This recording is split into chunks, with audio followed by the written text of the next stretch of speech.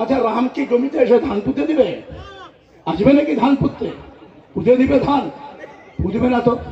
মাঠের লাঙল তো বাইবে না তো। আজকে তাই এখন রাম দিয়ে যখন হচ্ছে না, তখন আজকে জয় জগন্নাথ ছোট করে বলছে, বড় করে বলতে পারছে না, আস্তে আস্তে বলছে। এদের মুখোশ খুলে দিতে হবে। ধর্মের নামে বিভাজন করে যারা ভোটে জিততে চেয়েছিল, 400 পার করতে চেয়েছিল, যারা ভারতবর্ষের সংবিধানটাকে পাল্টাতে চেয়েছিল, যারা ধর্মের নামে রাজনীতি করতে চেয়েছিল, মানুষ বড়ভাবে তাদের আঘাত করেছে, প্রত্যাখ্যান করেছে।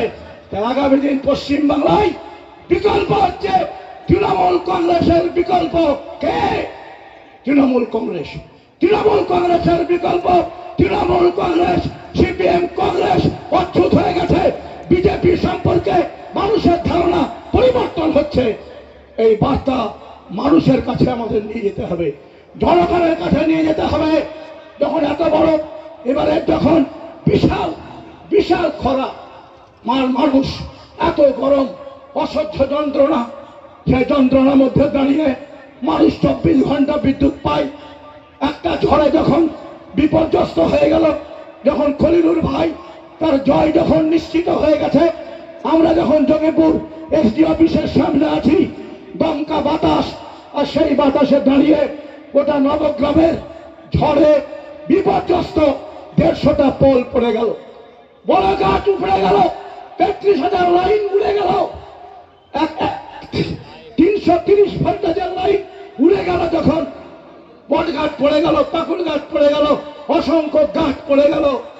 আজকে সেই গাছ তুলে 160-70টা মানুষ কাজ করে একদিনের মধ্যে বিদ্যুৎ মানুষের কাছে পৌঁছে দেওয়া যায়।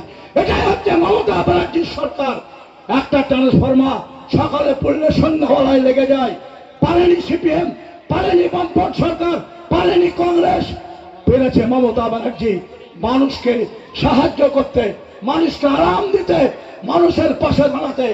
আর রাস্তাঘাট আমি আগেই বলেছি, বিদ্যুৎ, জলের ব্যবস্থা, আজকে অজস্র উন্নয়ন নিয়ে আজকে মানুষের পাশে দাঁড়িয়েছে মমতা ব্যানার্জি। আজকে কংগ্রেস সিপিএম নিশ্চিহ্ন হয়ে যাবে, বিজেপি মানুষের কাছে আর গ্রহণযোগ্যতা থাকবে না।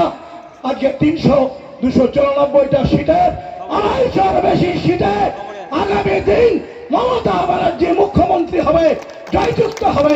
আজকে তৃণমূল কংগ্রেস 50 বছর ধরে সরকার চলবে, মানুষের উন্নয়ন চলবে, মানুষের পরিষেবা এই সরকার দেবে।